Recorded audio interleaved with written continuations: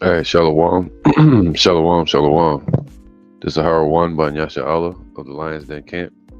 Before I begin, I want to say Kal Halayim, La Yahweh, by Hashem Yahushai, by Hashem, Rakah Kodash, Ma. Double honor to the elder apostles of GMS, and Shalom to you, Akim, and Agwatim, and children that still believe in sincerity and in truth. All right, you got to excuse me, man. My allergies acting up out here with this pollen in Florida. I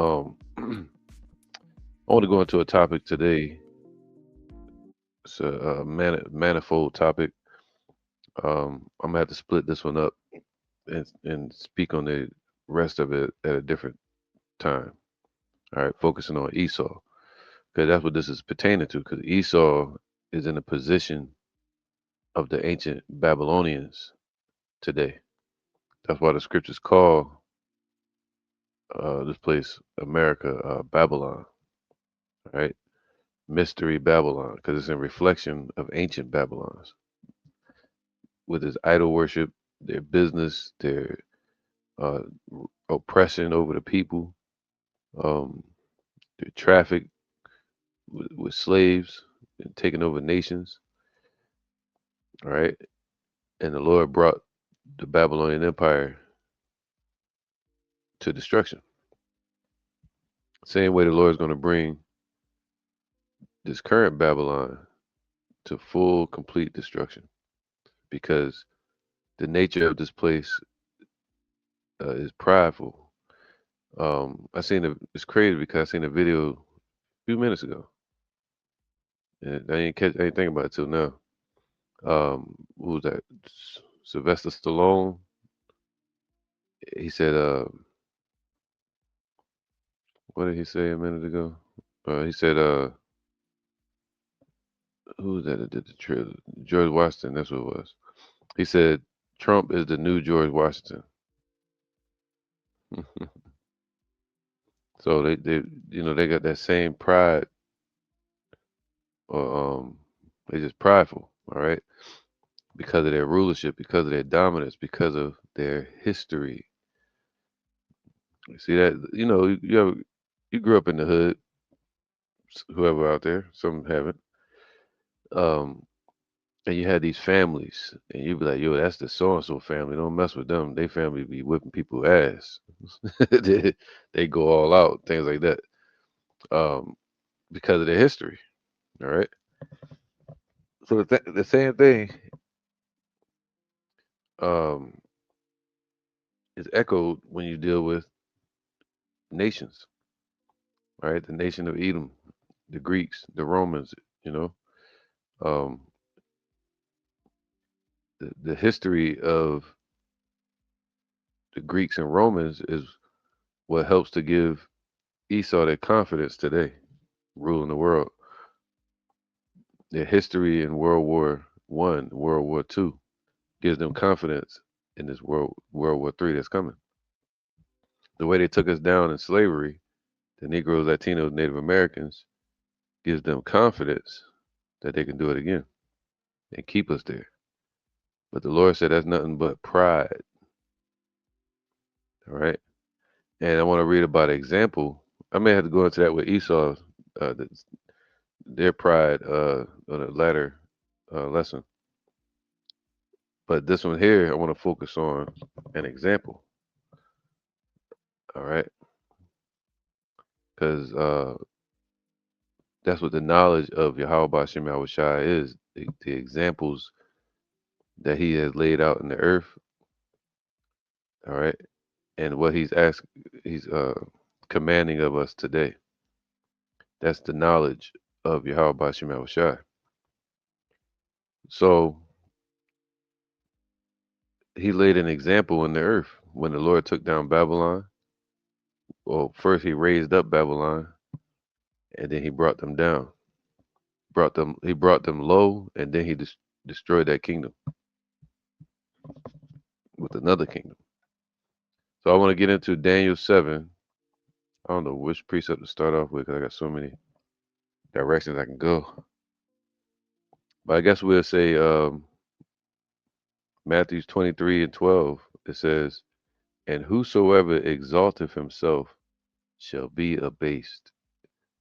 All right. Whosoever exalteth himself, just like Alexander the Crete, just like what's his name? Antiochus Epiphanes, just like Trump, all right? Just like Nebuchadnezzar from the Babylonian Empire, who was an Assyrian ruler, a descendant of Nebuchadnezzar. And that's what we're going to read about today. This is called the Prayer of Nebuchadnezzar, the father of Belshazzar, all right? The last king ruling over Babylon before the invasion of Cyrus the Great and Gobarias, who was also known as Darius. So, the prayer of Nebuchadnezzar, and he ruled from 556 BC to about 539 BC. That's when Babylon got invaded by the Persians and the Medes. All right, 539 BC. And it's written in history that Nebuchadnezzar was exiled, but really he was just driven from among men. All right, it says 12 months, but if you read in history, it was like 10 years. But during that time, he went what you would call lunatic, meaning he was worshiping the moon, and the Lord put a demonic spirit on him, put a demon on him, and left him out there bugged out. He put that legion on him and made him lose his damn mind, and then brought him back, which basically humbled him because he was prideful. He lifted himself up, being prideful because of what his forefathers built. Nebuchadnezzar, et cetera, et cetera.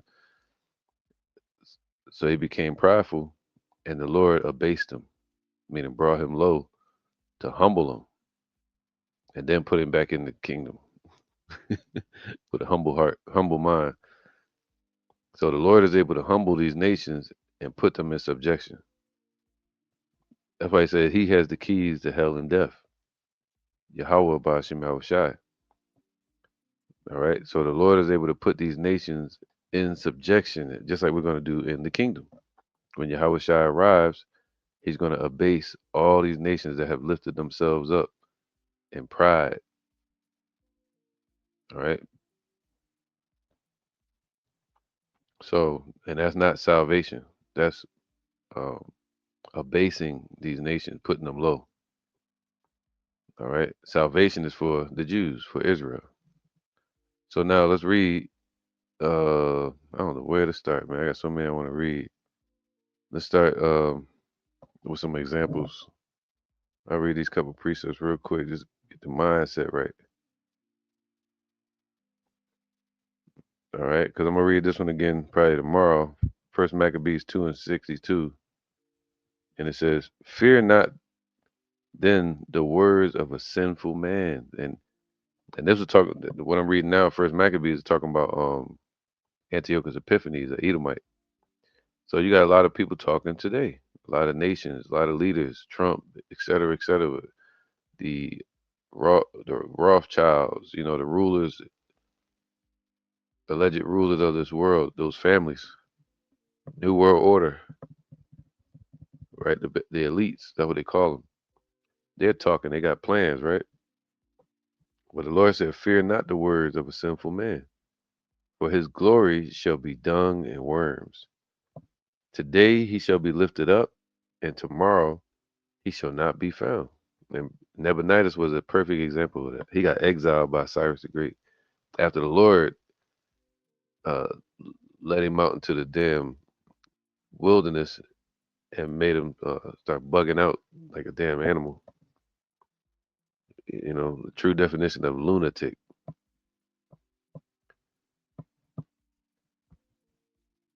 All right. So today he's lifted up, and tomorrow he shall not be found, because he is returned into his dust, and his thought is come to nothing. Just like, damn, man, it's so humbling, man, because the Lord is saying, yo, how can something that's finite create something that's infinite, you know, or have plans for something that's infinite by something that's finite, that's not immortal. And that's what Esau is doing today, man. Talking about a new world order, you know, like it's going to be set in place forever, the digital system, et cetera, et cetera. All right, one world order. This is their plans, and for Esau to keep the birthright, keep their place in rulership. All right, and they want to pass it down to their families, and they want to bring in a satanic order on this earth, which is nothing but idol worship. Just like Nebuchadnezzar and the Babylonians were idol worshippers. They worshiped the moon and they worshiped the sun. They dealt with an idol called Sin, Nebu, and they dealt with also Molech and Marduk. They had a bunch of idols they were worshiping. Just like today, Esau, they're idol worshippers, but they still boast of eternal plans when we're just mortals until the Lord says so. The Most High can boast of immortality and plans. They say you want to make the Lord laugh, tell him your plans, because they said there you go. Let me get that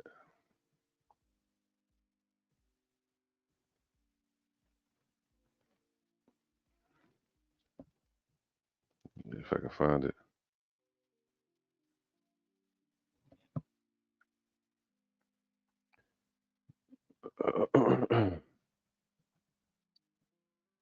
Right. One second.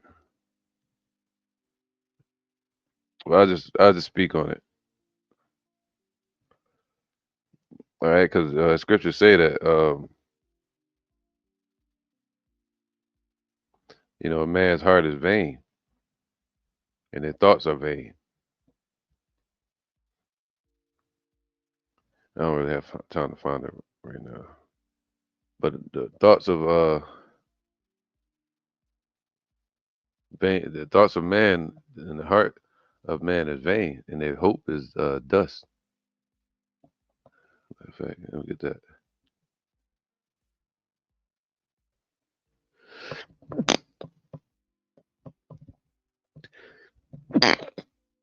All right. So it says this: Wisdom of Solomon 5:16, 5:14. For the hope of the ungodly is like the dust that is blown away with the wind, with the changing of the times. All right. So a man may plan for forever, but the Lord has boundaries set upon Esau, upon these nations. That's the understanding of Daniel 7, where it speaks about the four beasts, the four kingdoms, that they were all going to be in succession to each other, but they were all beasts, meaning kingdoms, but they were depraved kingdoms and wicked and immoral, right? And oppressive, destructive, violent, just like Esau's kingdom today. Doesn't it sound familiar?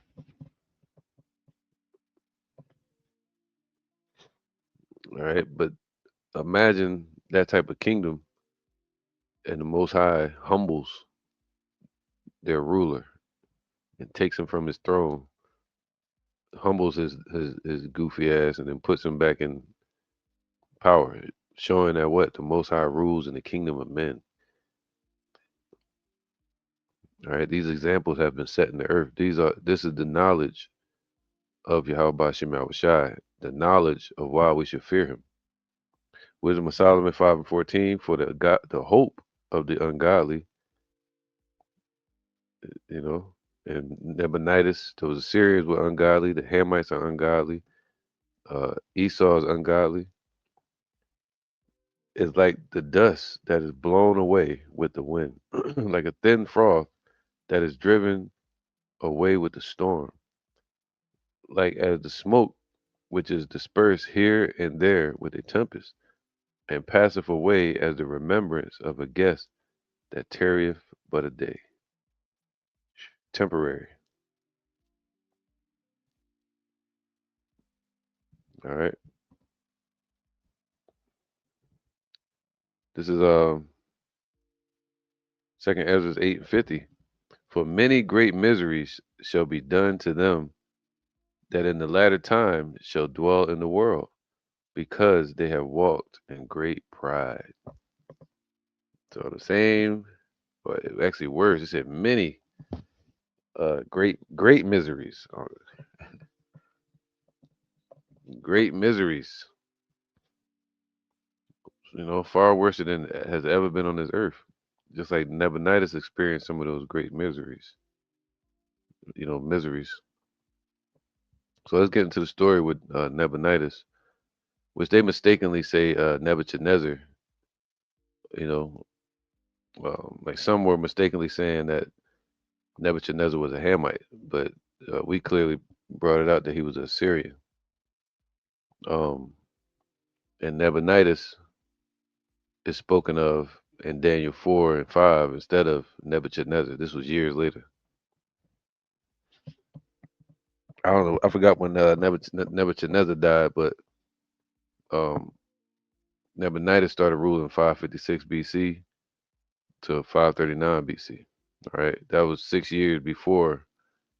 556 is before Cyrus the Great. Cyrus the Great started ruling like 552, 550. All right, with Persia and Assyria. So let's get into it, man. I don't know how to do that. I'm gonna see how I'm gonna do this today. Let's go to. I'm gonna show you on my screen. Share this screen. Matter of fact, I put this on. All right, this is This is a steel or engravement of Nebuchadnezzar.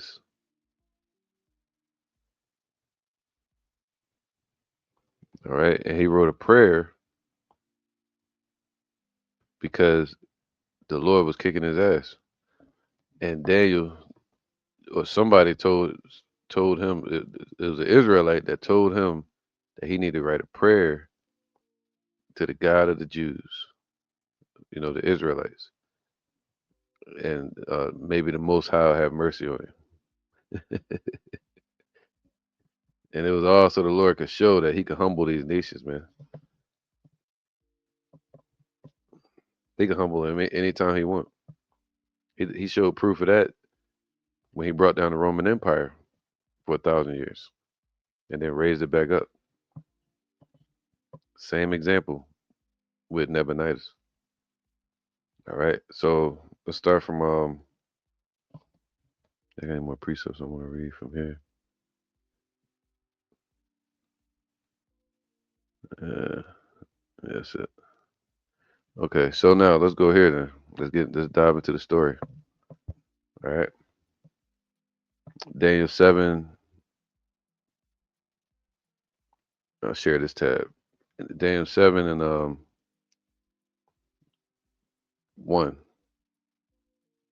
And in the first year of Belshazzar, king of Babylon. All right, so he was not the actual um, king until around 540 or 539. He was known as the co-regent. All right, Belshazzar, because his dad, they had something called co-regents. A regent, let me just show you what a regent is.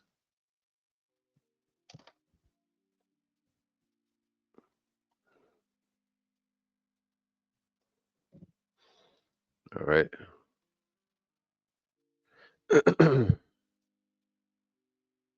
This is a regent.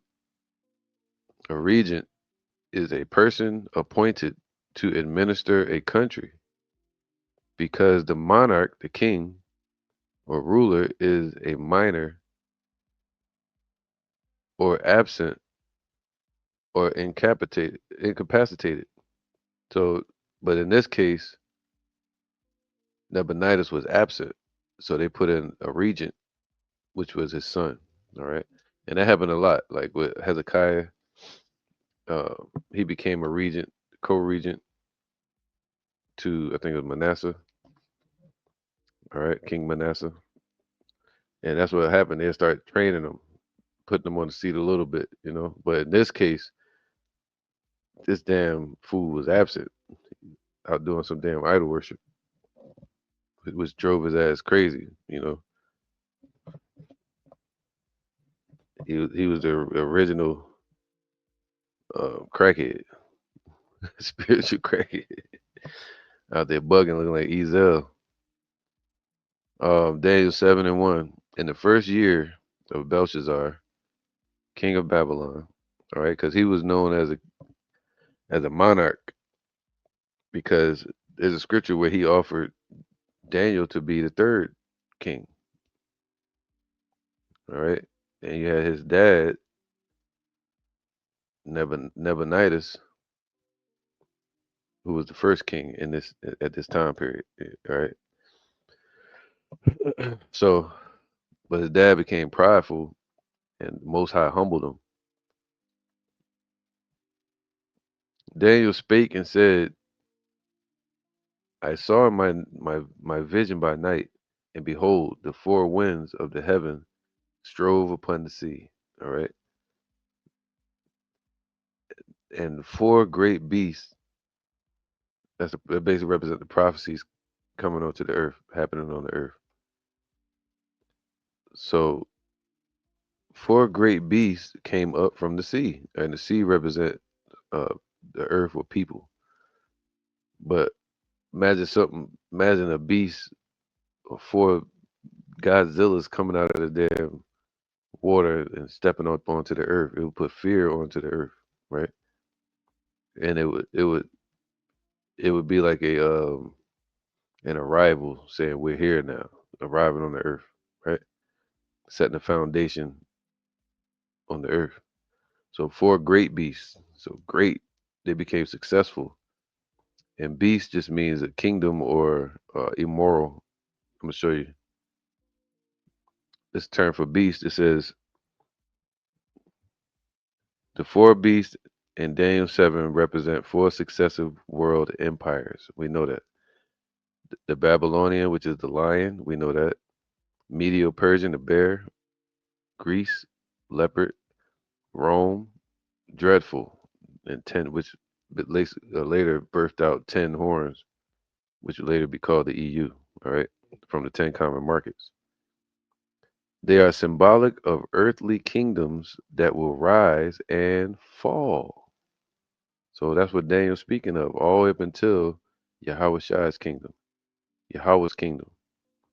So these kingdoms are going to rise and then fall. All right. But in their rising, they became prideful.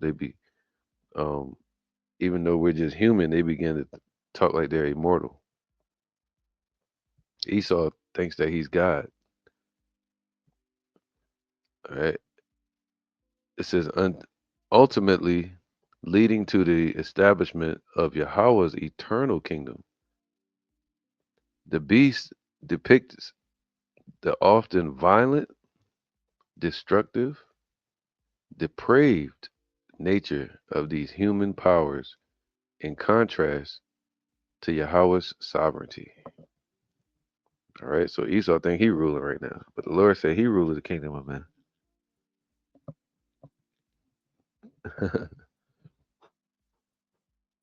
All right, so let's read. Let me read the depraved.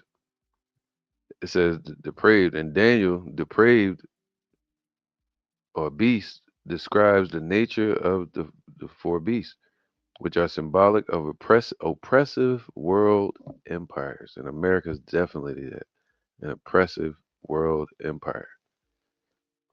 All right, that's what they mean by America first, because they're oppressive. What they did to us. That's why they called him George Washington.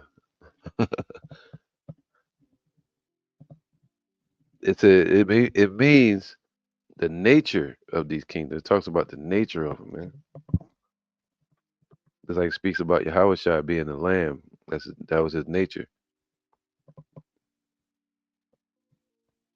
It means the nature of these kingdoms is morally corrupt. spiritually bankrupt. That's not what I'm just messing around. But morally corrupt, wicked, and destructive, acting like wild animals to fulfill their own desires for power and oppression rather than seeking Yahweh or justice. They're not seeking righteousness and they're not seeking Yahweh. This depravity, see, depraved, is characterized by a lack of moral decency. That's what I've been saying for years. The beast, what it means is they're morally corrupt, right? A willingness to speak against Yahweh, which is blasphemy, and a history of oppression against believers. And that can give somebody pride. That's why it says that in Habakkuk, the spirit that is lifted up in him is not upright in him. Because it's through pride, through falsehood, lies, deception, stories of valor, which were really stories of oppression, oppressing the world, and iniquity, all right, transgression. So this is called the prayer of Nebuchadnezzar. That's what I want to read about. All right. So let's read Daniel 7 and 3. Let's go. And four great beasts came up from the sea. Now we know that the beast represents these oppressive, immoral kingdoms of people that were going to be in succession to each other, it rise and fall on this earth, all the way up until Yahweh's kingdom is set up eternity. All right. So these were what? Diverse from one another. So they were different. It's not like the same kingdom raising up over and over again. These different kingdoms. Completely diverse, showing the diversity of the Most High, man. Now, the first was like a lion. All right. So the first was like a lion. Imagine that lion representing strength or just dominance, taking over the earth, right? Devouring the nations with strength. Devoured Egypt, devoured Lydia, all the same nations that Cyrus the Great took later. All right, so um, Babylon was devouring all the kingdoms. Perfect example is what they did with what's his name, Pharaoh Necho II of Egypt. You can read that in First Esdras with uh, King Josiah. Pharaoh Necho slaughtered King Josiah on his way to fight Nebuchadnezzar in the Battle of Carchemish, 605 BC, and Egypt lost that battle. That's why the Lord said, "Woe unto you that go down to Egypt for help." That's what was going on at that time. So that still echoes today.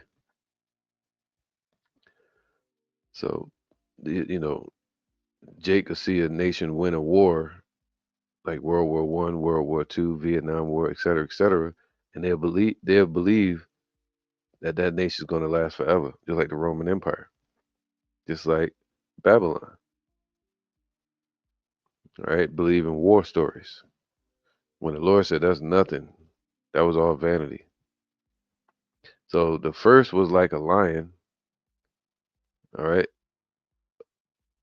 especially when they called the nukes down from the sky. That's Revelations, and it speaks about that putting fear into the world, causing the world to submit to America. But let's see the example of what the Most High does in humbling a prideful heart of a king of rulers. The first was like a lion, all right. So through meaning representing strength. Let me get the scripture on that. Let's go to Ezekiel 30 and 24. All right, this is Ezekiel 30. No, let's go to 23, 22. Therefore, thus saith Yahweh, behold, I am against Pharaoh, king of Egypt, talking about Pharaoh Necho, the second. Right, the Lord was still mad at them for what they did to our people, and will break his arms, the strong, meaning take away their strength. So the Lord took the might away from Egypt with the Babylonians, the strong, and that which was broken, and I will cause the sword to fall out of his hand. See, the Lord gonna take that sword and put it into uh, the Babylonians' hands. And see, it's the Most High that gave the Babylonians their power. It's the Most High that gave Esau his power and the sword into their hands. But they look at it in history and say, "Nah, that was Alexander that did that. Look what they did." No, it was the Most High that gave them that power to do so. The God of Israel. It was the Most High that gave the Egyptians the sword and the Babylonians. So it's the Most High that can take it away. But they look at the history and say, "Oh man, my forefather Nebuchadnezzar, look what he did to the Egyptians. Look what he did. So imagine what I'm gonna do." That's the way Nabonidus was. That's the way Esau is today. And I will scatter the Egyptians among the nations and will disperse them through the countries. All right. So there was an exile of the Egyptians around that time, and that was prophesied as well. And I will strengthen. Whoa, strengthen. See, like a lion. That's what a lion represents, strength. So the Most High gave strength to the Babylonians, man. All these nations out here. And I will strengthen the arms of the king of Babylon and put my sword in his hand. But I will break Pharaoh's arms, and he shall groan before him with the groanings of a deadly wounded man. So now the Lord is going to put the sword in Yahweh's hand and the children of Israel.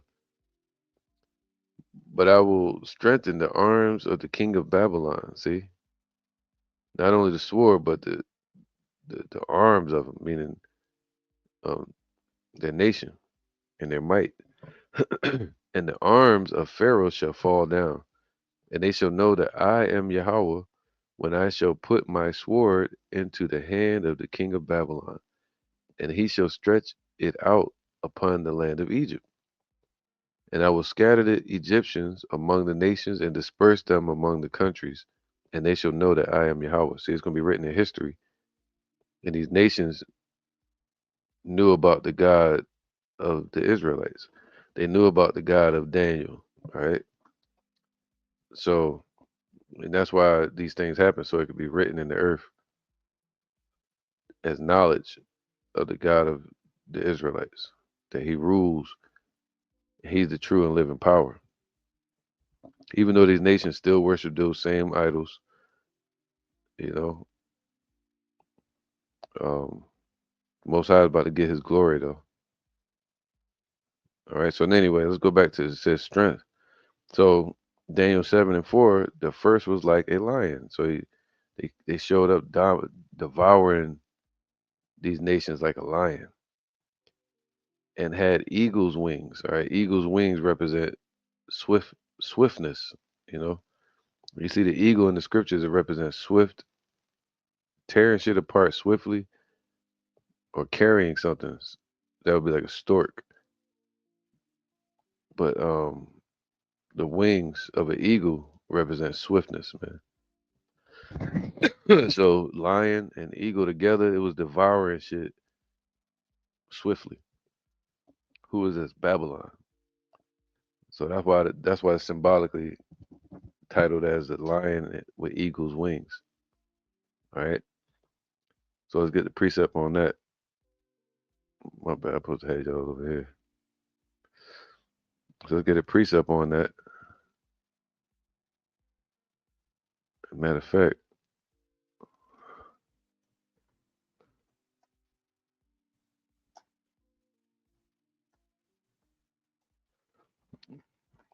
get something in the backdrop. Because it's funny because that's actually an idol that they worship. It deals with Marduk, and it's written on the walls of what's that idol called? that they do Easter with. Ishtar. The Ishtar gates. They have this lion up there with wings. Hold on, I'm gonna show you.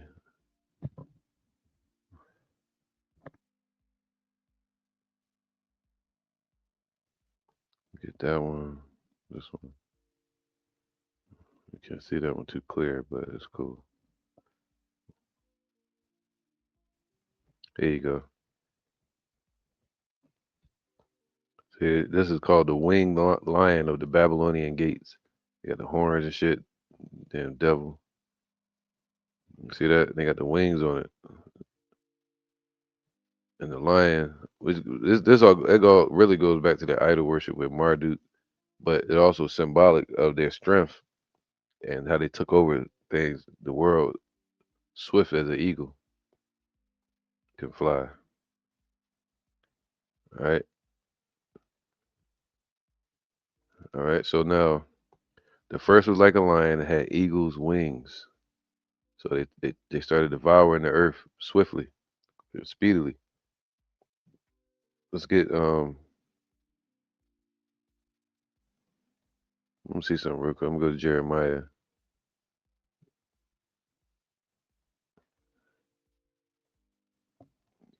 Jeremiah 51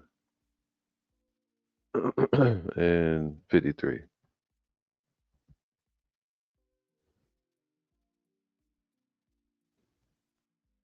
This is Jeremiah 51 and 53.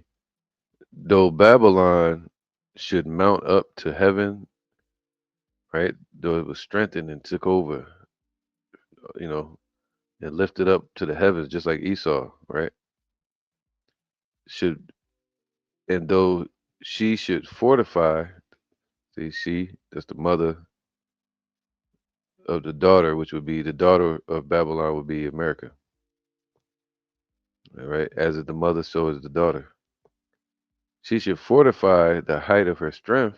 See, even now they try to fortify the height of their rulership where they're at now, and they're trying to keep it. You know, they want to keep their rulership where they're at right now,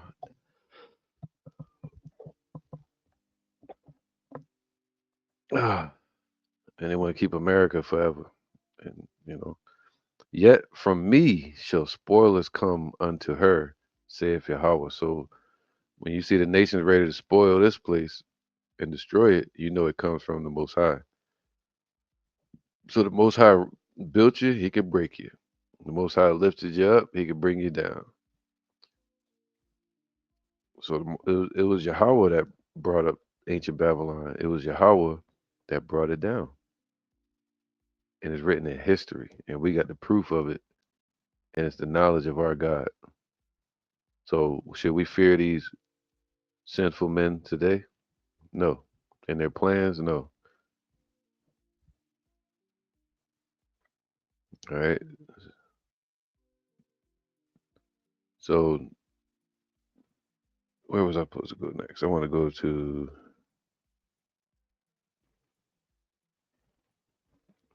let's go to Habakkuk 1 and 5. No, no, I don't want that one right now, actually. Let's go to Daniel 4 and 7.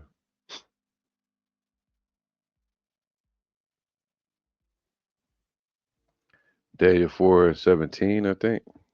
Yeah. It says, yeah, kind, it's perfect.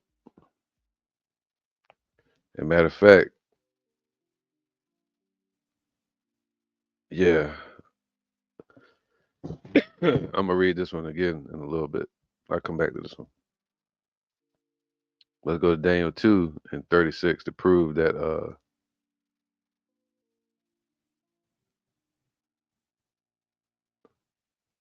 2 and 36 to prove that Babylon uh is that head of gold, is that lion that is talking about. 2 and 36. All right. And this was actually Nebuchadnezzar, the forefather of Nabonidus. All right. This is the one that the Lord exalted, and then during the time of Nabonidus and Belshazzar, the Lord brought him down. Daniel 2 and 36. This is the dream, and we will tell the interpretation thereof before the king. Thou, O king, art a king of kings. For Yahweh, the God of heaven, have given thee a kingdom. Just he gave Esau a kingdom. Job 9:24. Power and strength and glory. See that? Like a lion. And wheresoever the children of men dwell, the beasts of the field and the fowls of heaven hath he given into thine hand, and had made thee a ruler over them all. Thou art this head of gold. All right. So thou art this head of gold. So the head of gold is talking about the first kingdom that was going to be raised up before the Medo-Persian and the Greeks, and then the Romans. So Daniel 2 matches up perfectly with Daniel 7. All right. So he was basically telling them like, yo, when you read or hear about the head of gold in that vision, it's talking about Nebuchadnezzar or the Babylonians that was given strength. All right. And then when you read Daniel 7, it tells you the story of how this kingdom was lifted up, but it was going to be abased, brought low. Let's get into it. It says here, Daniel 7 and 4, the first was like a lion and had eagle's wings. It should make sense now. It was like a lion and was swift. Matter of fact, it's another one I want.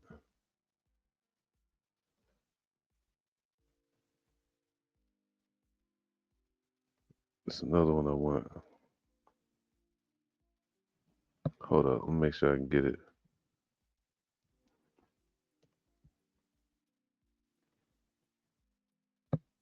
Yep. Hold up, man.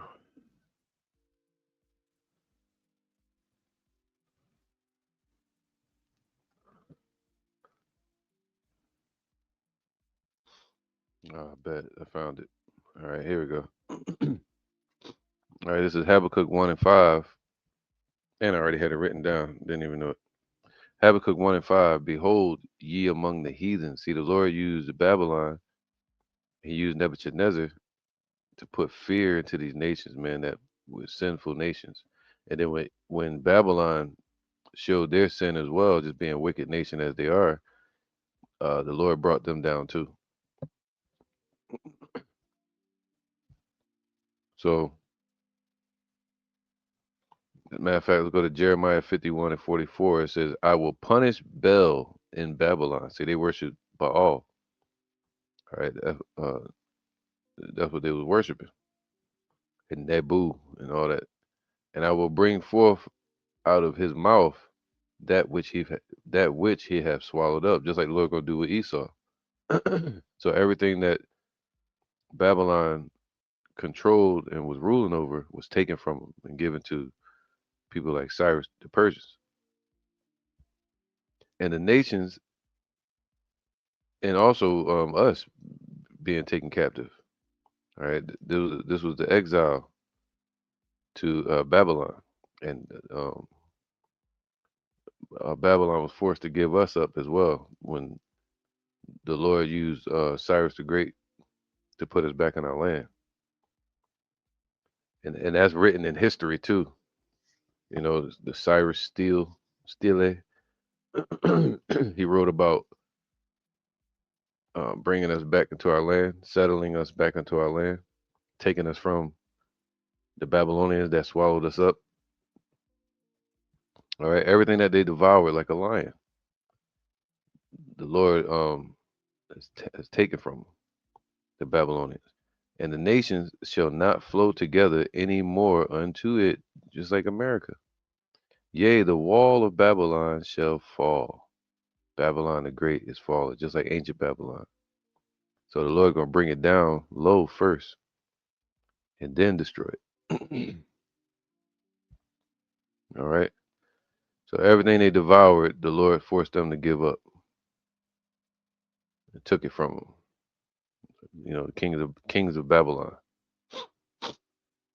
All right. So Habakkuk 1 and 5. It says here, and this speaks about the strength and swiftness and the might that Babylon was given from our God Yahweh.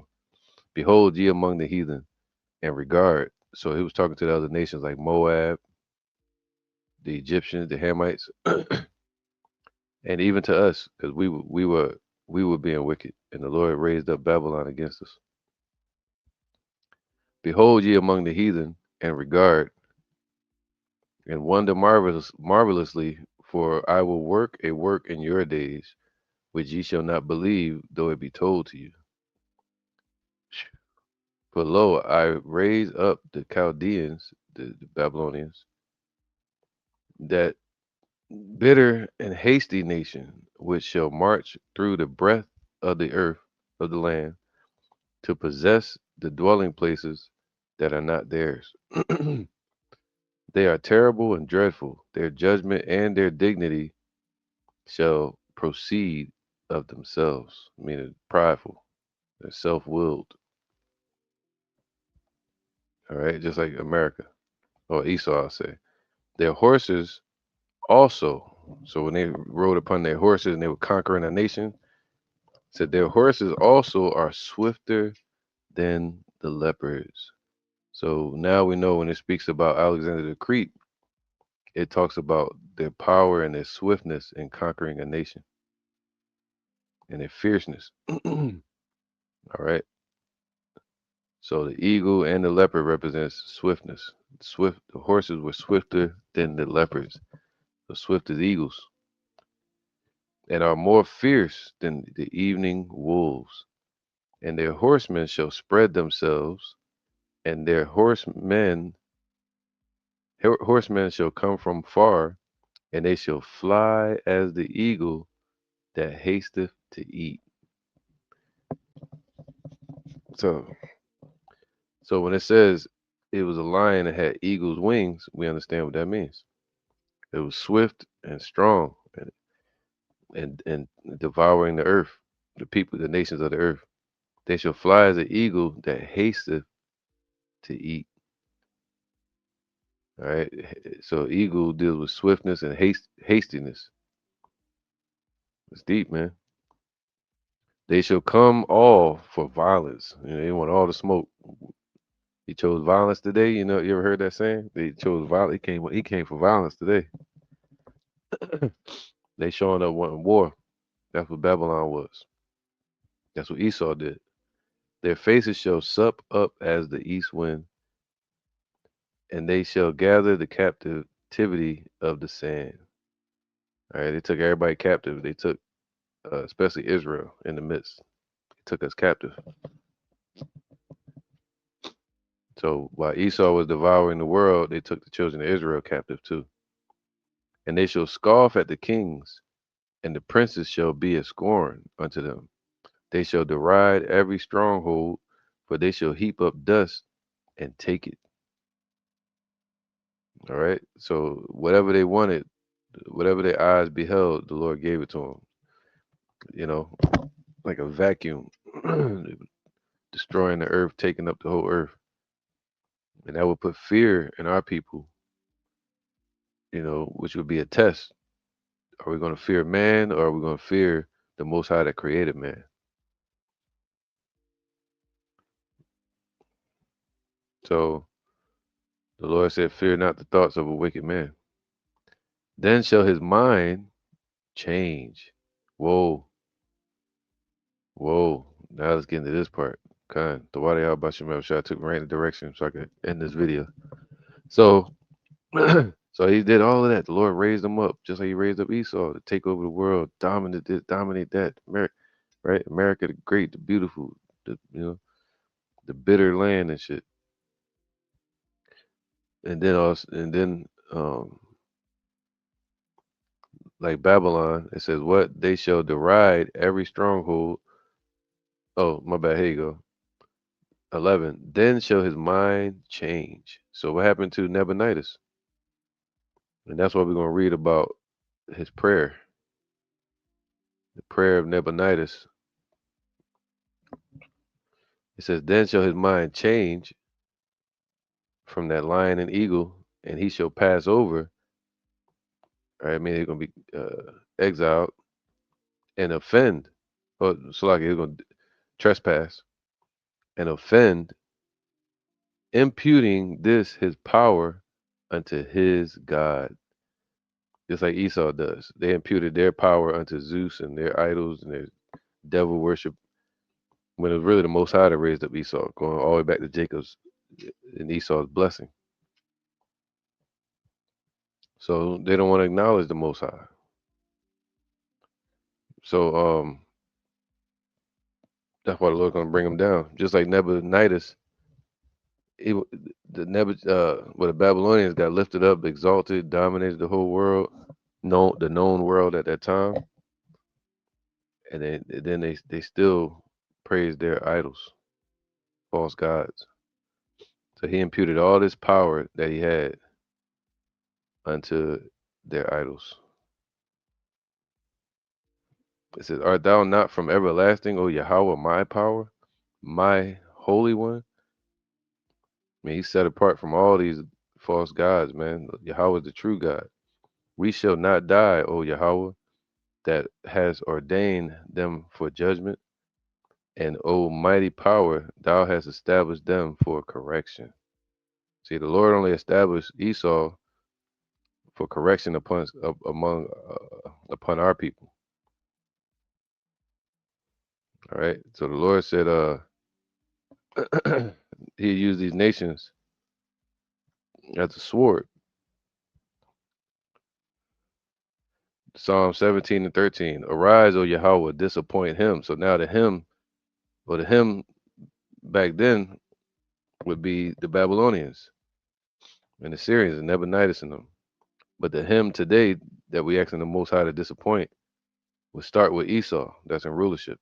Disappoint him, cast him down, deliver my soul from the wicked, which is thy sword. All right. Just like the Lord left in Canaan during the time of Joshua, the Lord left the Philistines and he left the hornets, different insects that would torment people for what? Chastisement, amendment, or as you would say, correction. All right. So the Lord left and raised up Babylon for correction amongst our people. So he would say, "Hey, serve him." And as soon as we start tripping, he's like, "All right, remember I got these hornets over here waiting. Remember I got these lions in the midst. Remember I got these nations I could bring upon you." All right. So now let's get into the story with Nebuchadnezzar real quick. Let me read. Yeah. It says, "Then shall his mind change, and he shall pass over and offend, imputing this his power unto his gods or idols." All right, so let's go to it. Let's go to Daniel 4.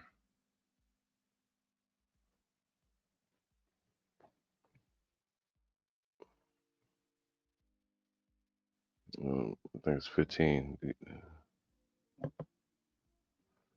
It was a prophecy that he saw, and then it actually happened. 4 and 15. All right, so, but first, let's go to Daniel 7 again and see where we got this from, because the same prophecy is right here. All right, Daniel 7 and 4. The first was like a lion and had eagle's wings. All right, so that's talking about what? Ancient Babylon. And it was given wings, swift as an eagle, to dominate and take over the nations like a lion. All right.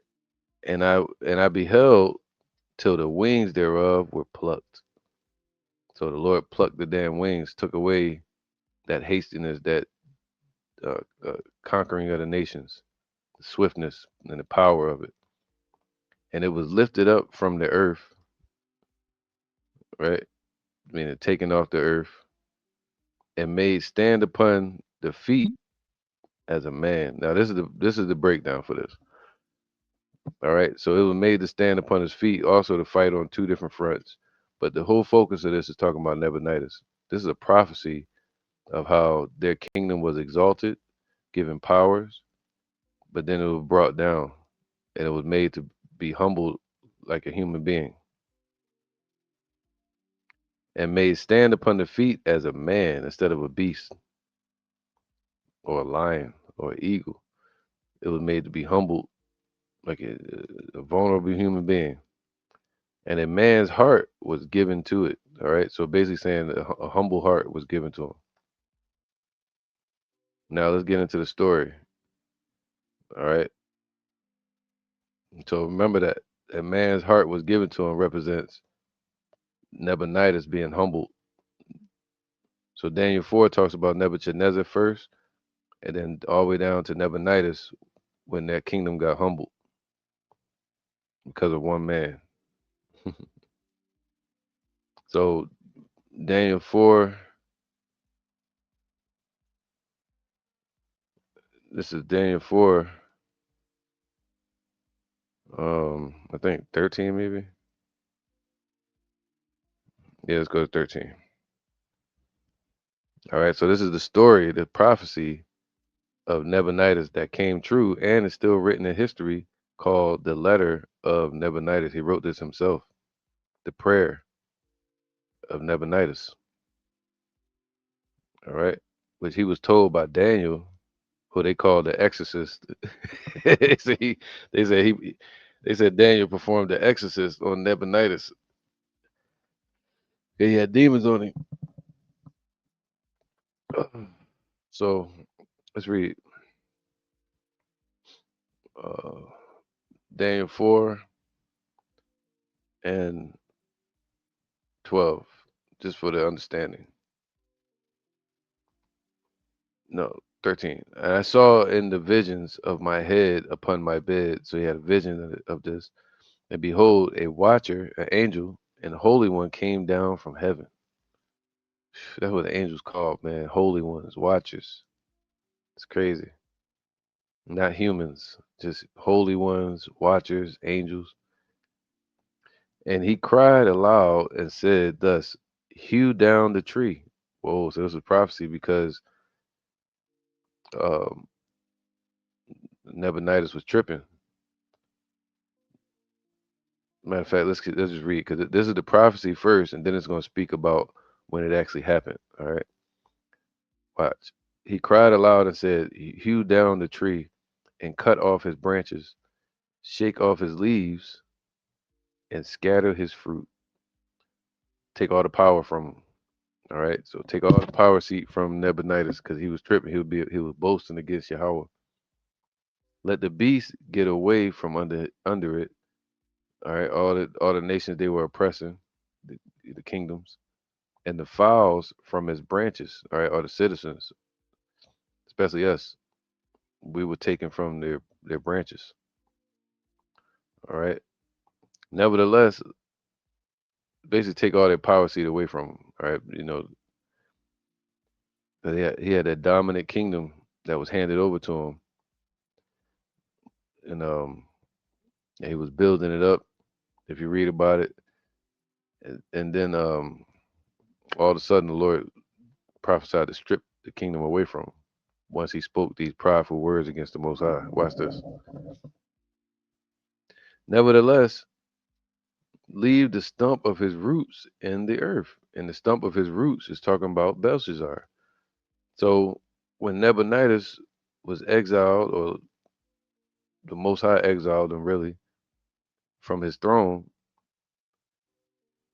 and he turned him into a lunatic, the Most High left the stump of his roots in power so that it'd be written that the Most High rules in the kingdom of men. He could take it from you, give you the kingdom, or he could have you can destroy your mind and your soul and body right here on the earth, have you spiritually destroyed. Nevertheless, leave the stump of his roots in the earth in rulership. So he still kept him a status of power. All right. Even with a band of iron and brass. I mean sevenfold. and the tender grass of the field, and let it be wet with the dew of heaven, and let his portion be with the beasts and the grass of the earth. That means turn him into a lunatic. Let him bug out and go out and be abased and live amongst the damn animals. Since you want to say you're the mighty one and you did all this and your forefathers did it and your idols, well the Lord took it from them after the prophecy of Daniel. Just like we're prophesying against these rulers today, and the Lord's going to take it from them and send them out into the damn pit. Let his heart be changed from man's, and let a beast's heart be given unto him. All right. So the Lord, that's symbolic of the Lord giving him that beast heart and then giving him his sanity back. All right. So um, yeah, his reasoning is going to come back to him. You see that? Just like in the kingdom, these nations that lost their damn mind. They're gonna be, oh yeah, let me go up to the borders of the God of Abraham, the Israelites, because we was tripping. It says, let his heart be changed from man's, and let a beast's heart be given unto him, and let 7 times pass over him. See that? That's that iron and brass. Let him completely lose his damn mind. Okay. This matter is by the decree of the watchers, by the angels. And the command came from who? The Most High. By the word of the holy ones, uh, you know, the demand by the Israelites and the angels, to the intent that the living may know that the Most High ruleth in the kingdom of men. And that's the message. But today they'll think that man rules. They're like, where is he at? Where's God at then? Why he ain't do nothing? He let us go into slavery. He let us do that. Well, it's to show his power once again. All right. And to humble these nations through the show of his power, and giveth it to whomsoever he wills, and setteth up over it the basis of men. All right. And he showed that example by taking Nebuchadnezzar out of power and setting up his son,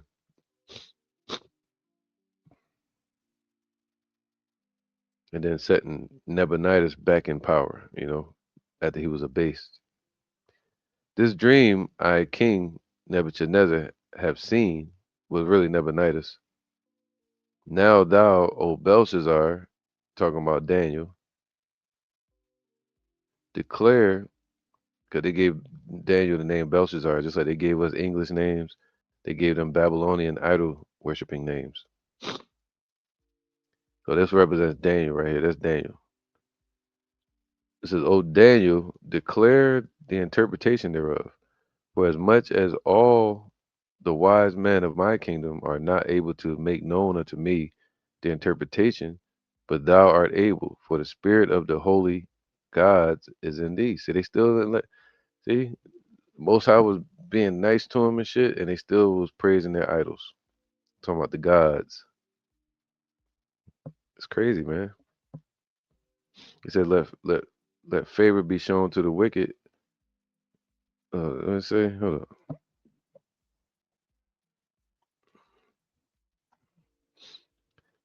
It says, let favor be shown to the wicked, Isaiah 26:10. You let favor be shown to the wicked, yet will he not learn righteousness. You know? So in the land of uprightness, he will deal wrongfully and will not see Yahweh's majesty. And it goes for Esau today. So even though the Lord showed them grace, they still was disrespecting him, and they would never learn righteousness. All right, verse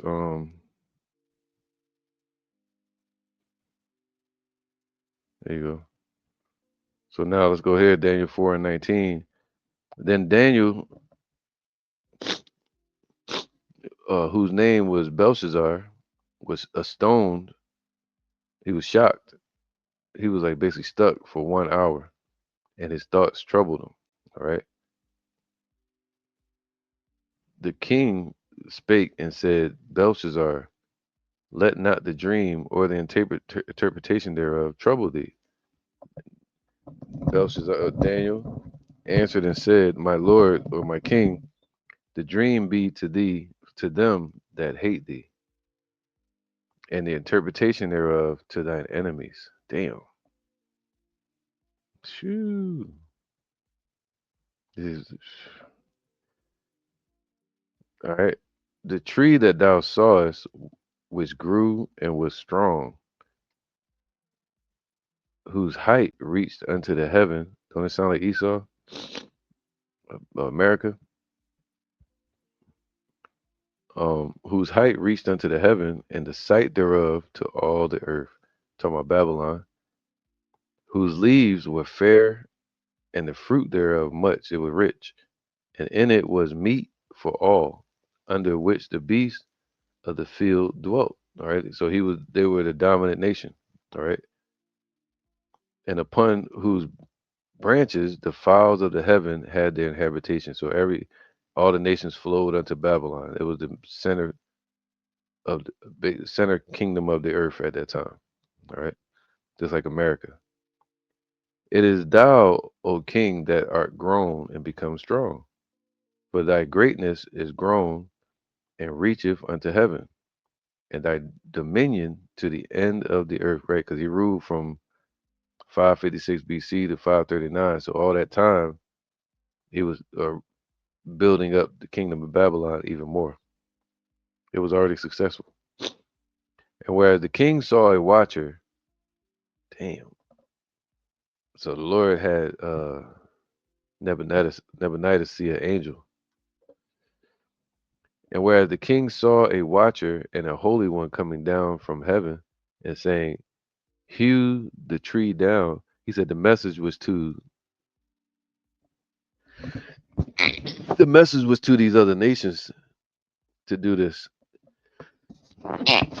Just like the message is to Russia now. That's why the Lord said that in Ezekiel 38. He told us to prophesy to Gog and Magog, to Russia and its allies, and say, hey, this is what y'all going to do in the last days. Y'all going to go up against Babylon. And the Lord going to hand Babylon over into their hands. All right. Hew the tree down and destroy it.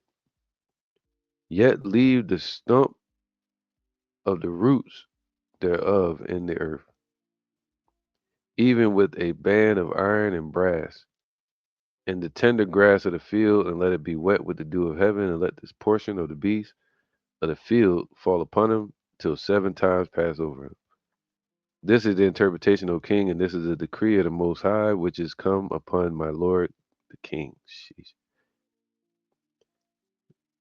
That they shall drive thee from men. All right, because in some stories it tells you that Nebuchadnezzar was exiled because of the different idols they were worshiping. You had some people worshiping Marduk, some people worshiping the idol Sin,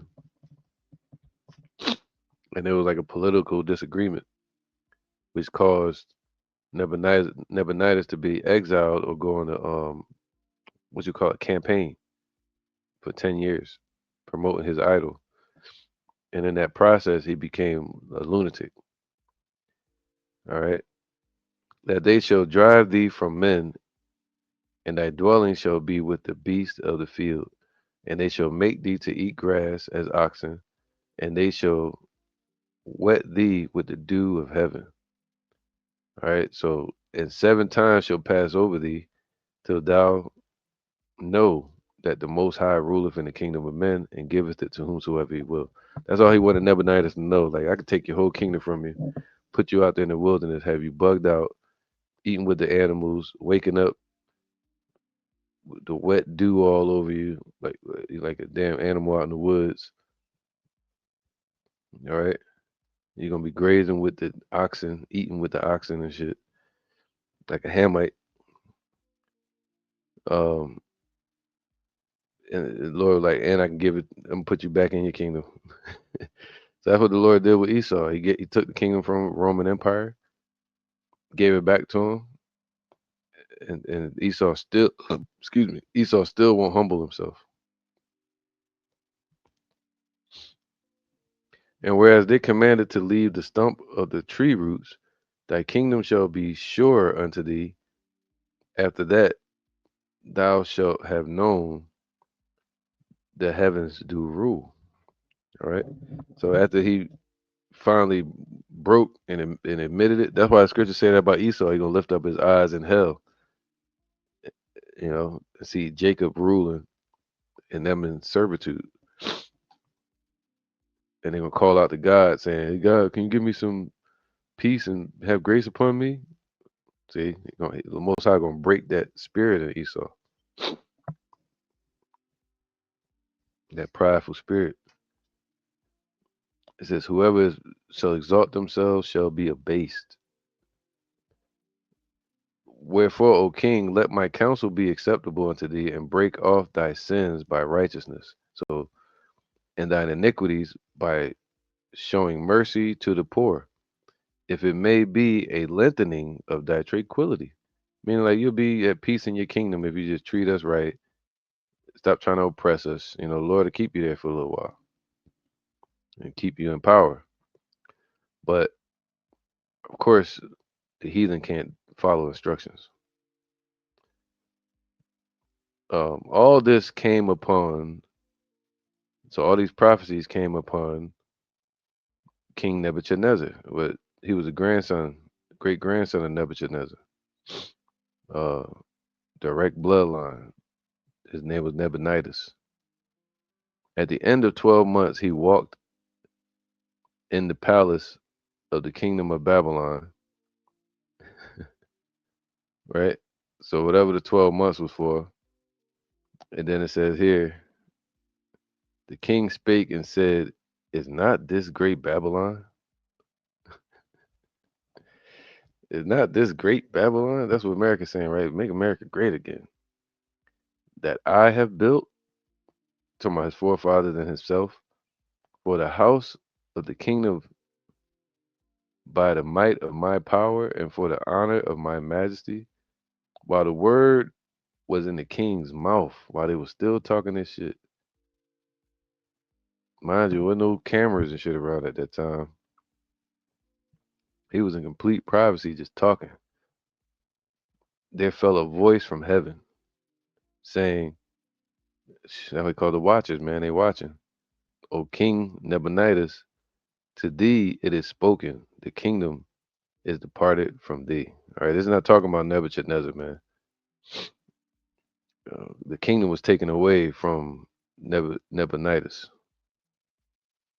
and they shall drive thee from men, and thy dwelling shall be with the beasts of the field, and they shall make thee to eat grass as oxen, and 7 times shall pass over thee until thou know that the Most High, the God of Daniel, ruleth in the kingdom of men and giveth it to whomsoever he wills. The same hour was the thing fulfilled. The prophecy came to pass, man. All right. Though it tarry, wait for it. It will surely come, right? The same hour was the prophecy fulfilled upon Nebuchadnezzar, and he was driven from men and did eat grass as oxen, and his body was wet with the dew of heaven. He was out there like a bum, till his hairs were grown like eagles' feathers, and his nails like bird's claws. Not saying he turned them into one. It's just saying he was out there like a wild man. All right, looked like a damn demon. And at the end of the days, I Nebuchadnezzar or Nebuchadnezzar lifted up mine eyes unto heaven. Then they say Esau gonna do that. He's gonna lift up his eyes in hell, and mine understanding returned to me. See, that's what it means right here. Daniel 7:4, and it made to stand up upon his feet as a man, and a man's heart was given to it. All right, this is the proper understanding. And mine understanding returned unto me, Daniel 4:34. And I blessed the Most High, and I praised and honored him that liveth forever, whose dominion is an everlasting dominion, and his kingdom is from generation to generation. All right. So, and all the inhabitants of the earth are reputed as nothing, and he doeth according to his will in the army of heaven and among the inhabitants of the earth. That shows that's you can understand that by reading Ezekiel chapter 1, the vision that Ezekiel had. It showed the Most High over the angels and them operating in the earth. Right, meaning he controlling the earth through the angels and his power in heaven, and none can stay his hand. Nobody going to stop what he's bringing now. Right, he's about to raise up Jacob and put down Esau, or say unto him, what doest thou? At the same time my reasoning returned unto me like a man, and for the glory instead of a beast, and for the glory of my kingdom. See, Esau is out of his goddamn mind. They volatile and beast like and think, immoral. uh, You know what I'm saying? Devouring the children of Israel, touching the apple of the Lord's eye. Well, when Yahushua show up, they're gonna bring them back to their senses, and they're gonna say, uh, um, they're gonna call all of us um, children of the Most High. Thou shalt be called the children of the Most High. Right now, they call us by all these bywords and proverbs. But in the kingdom, they're gonna get respect. They're gonna show respect to the children of Israel, to Jacob. And shame shall cover him. See that's the Lord putting that r- right mindset back in Esau. They should be shameful. All right, instead of thinking they're a damn beast. Daniel 7:4, and a man's heart was given to it. Let's read it. Daniel 4:36, and at the same time my reason returned unto me, and for the glory of my kingdom, mine honor and brightness returned unto me, and my counselors and my lords sought unto me again, and I was established in my kingdom, and its excellent majesty was added unto me. Now I, Nebuchadnezzar, or Nebuchadnezzar, praise and extol the honor of the King of heaven, all whose works are truth, and his ways just judgment, and those that walk in pride, he is able to abase. All right, that's the title of this lesson. Those that walk in pride, he is able to abase. And that's going to be my lesson for later. Esau, the pride of thy heart has deceived thee. All right. Or, I already spoke about it on this lesson, but those that walk in pride, they're ultimately going to be abased. Now, let me read the story about it.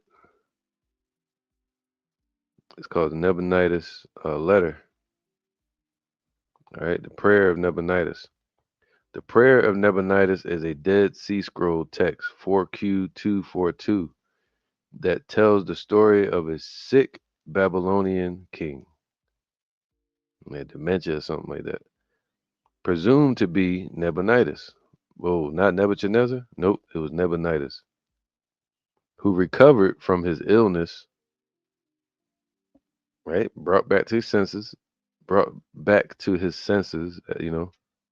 as a man, who recovered from his illness after praying to the God of the Jews. In the text, the king describes suffering for several years, seven times passed over in 7 years, being exiled to Tamar, wow, and receiving divine healing after a Jewish exorcist, most likely Daniel, told him to write the prayer to glorify the Most High God. The prayer highlights Nabonidus's eventual monotheistic belief instead of being believing in multiple idols. He was like, yo, there's only one God. Y'all right. His name, yeah, it's your God. His name Yahweh. Because the Most High proved it. Just like He's gonna prove it to this world, and they're all gonna be abased, and they're gonna admit that the God of the Israelites is the only living and true power. That don't make them righteous. That just makes them abased and humbled.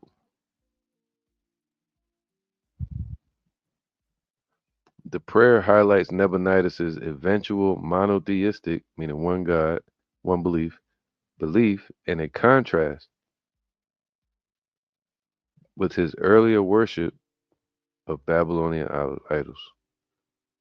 All right, so this is written on the Nabonidus stele, which is called the Prayer of Nabonidus, and it speaks about how the Lord raised up a wicked man, a wicked nation, and He abased that wicked man and his nation, and then put them back in power just to show that He rules in the kingdom of men. And it's written for things that are written aforetime were written for our learning. Matter of fact, let's end it with that.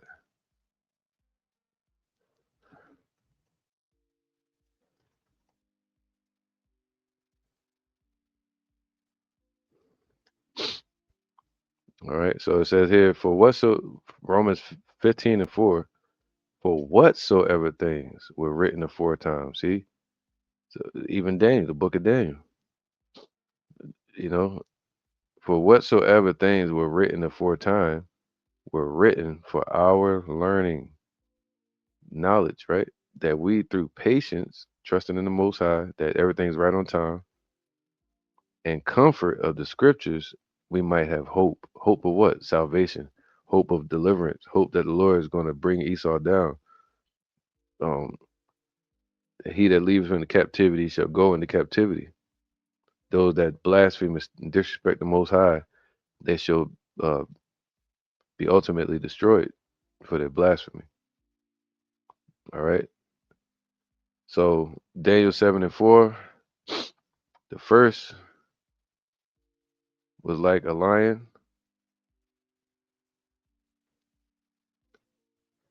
All right. The first was like a lion and had eagle's wings.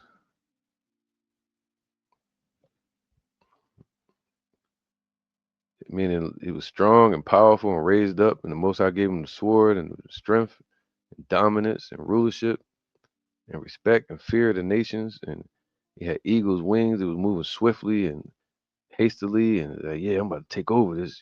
I had that inspiration to take over shit. But then the Lord took all that from him, took the fight out of him. He said, that strength shall be hunger bitten."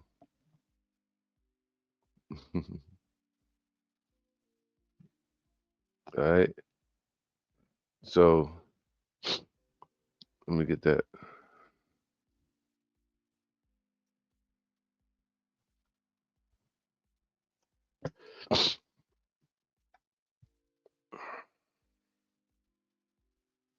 Yeah, there you go. Yep.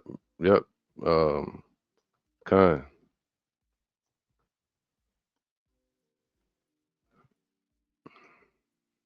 There you go. Let me get this one. This is Job 18:14. Uh, his confidence shall be rooted out of his tabernacle. That pride, that confidence, that hope and faith. All right, these nations, just like Nabonidus, his pride was rooted out of his tabernacle, snatched up by the roots, rooted out. And it shall bring him to the king of terrors, man. Gonna humble him.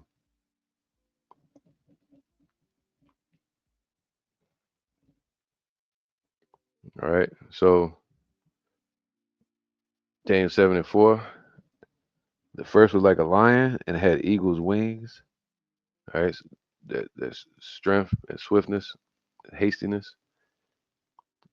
And I beheld to the wings thereof were plucked. So the Lord allowed uh, him to be exiled. All right, and it was lifted up from the earth. Now we used to say, they were fighting on two fronts and everything, but the Lord said knowledge is going to increase. So we get sharper. The things, the wings thereof were plucked. All right, so that power and that swiftness that they had like an eagle was plucked from him, taken from him,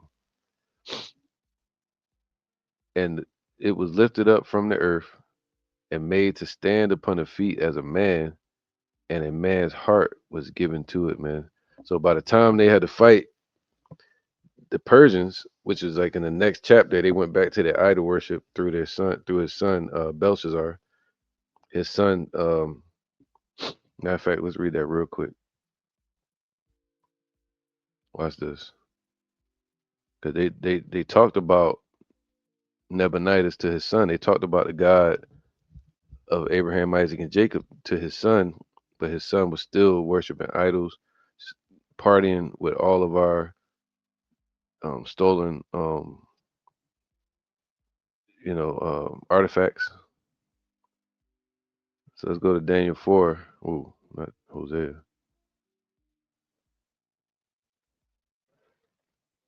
Let's go to Daniel 5 and 1. Daniel 5 and 1, it says, Belshazzar the king. See, after all that, he started praising the God of the Jews and all that. And, well, check this out. Belshazzar the king, the next king of Babylon, the last one, made a great feast to 1,000 of his lords and drank wine before the thousand. And mind you, Nebuchadnezzar was probably on his way back. And, I think it says that at the end of this verse, this chapter. Belshazzar, whilst he tasted the wine, commanded to bring the golden and silver vessels which his father Nebuchadnezzar had taken out of the temple which was in Jerusalem, that the king and his princes, his wives, and his concubines might drink therein. So he was having a ball. Then they brought the golden vessels that were taken out of the temple of the house of Yahweh, which was at Jerusalem, and the king and his princes and his wives and his concubines drank in them. They drank and praised the idols of gold and of silver, of brass and of iron, of wood and stone. See that? They're still in idol worship. So in the same hour came forth the finger of a man's hand. See that same them angels basically wrote on the wall, told him he's gonna lose the kingdom. All right. Let me see.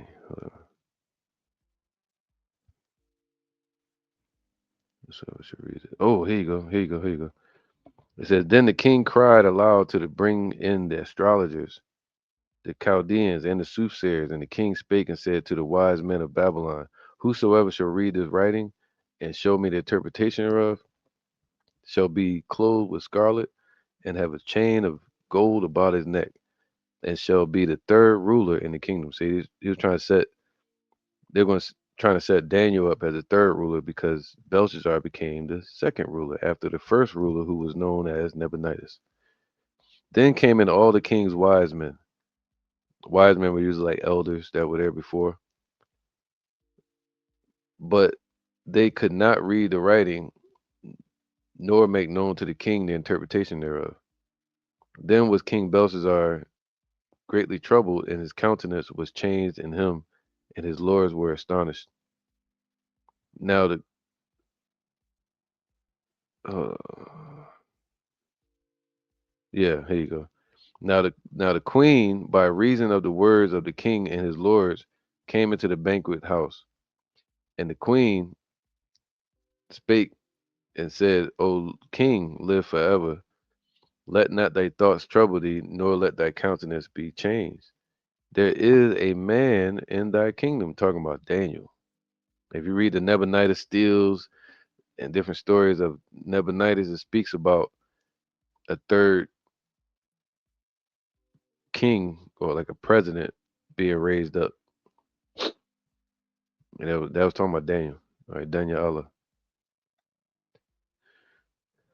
There is a man of thy in thy kingdom, in whom is the spirit of the holy God. See, they was idol worshiping.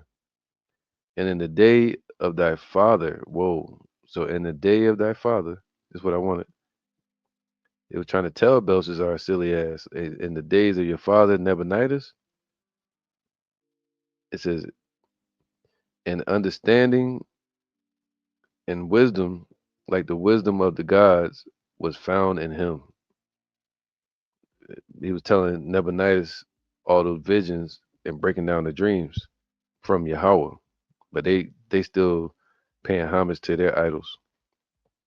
But he was trying to tell this woman was trying to tell Belshazzar this, like, yo, you know, um, there was a man during the time of your dad. Like, you need to learn about talk to him, whom the king Nebuchadnezzar, thy father, the king Nebuchadnezzar, really. See, that's how you know. Not just talking about the forefather Nebuchadnezzar, the grandfather. It's talking about his dad Nebuchadnezzar, the king. I say, thy father made master of the magicians, astrologers, Chaldeans, and soothsayers, for as much as an excellent spirit and knowledge and understanding, interpretation of dreams, and showing of hard sentences and dissolving of doubts were found in the same Daniel, whom the king named Belshazzar. Now let Daniel be called, and he will show the interpretations. All right.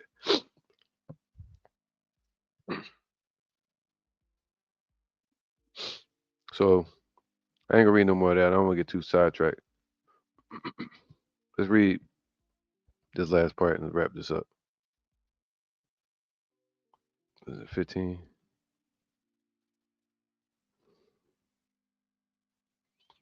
All right. So he said, no, Daniel 7. My bad. Let's go to Daniel 7.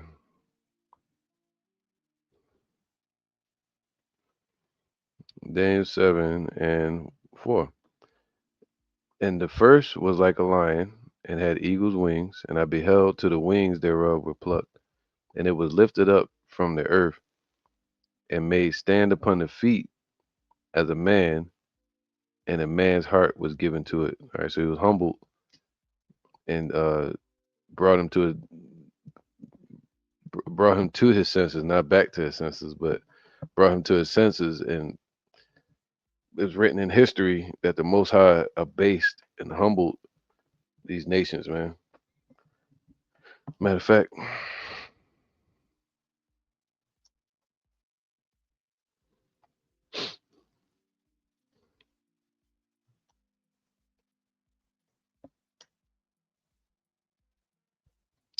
damn, where's that, man? Hold up.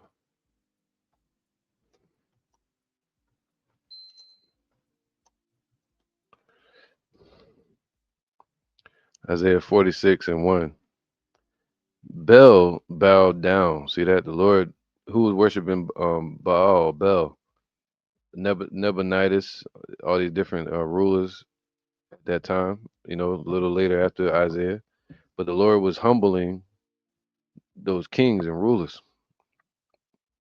and destroying their hope and faith in these idols. Bel bowed down, Nebo, meaning Nebuchadnezzar. Nebo is the idol they were worshiping. Their idols were upon the beasts and upon the cattle for carriages were heavy laden. They are a burden to the weary beast. That's all it is, just a vanity, something that takes up space. But the God, the true and living power, Yahweh, is the one that deserves all the respect and all the acknowledgement. All right, so yeah, hopefully this was edifying, man. The focus was, let me go here. The Most High is able to abase the pride of wicked men, or the pride of man in general. All right. So with that, I'm gonna end it and say, Shalom. See you on the next one. Damn, 10 and 30. An hour and 30. So.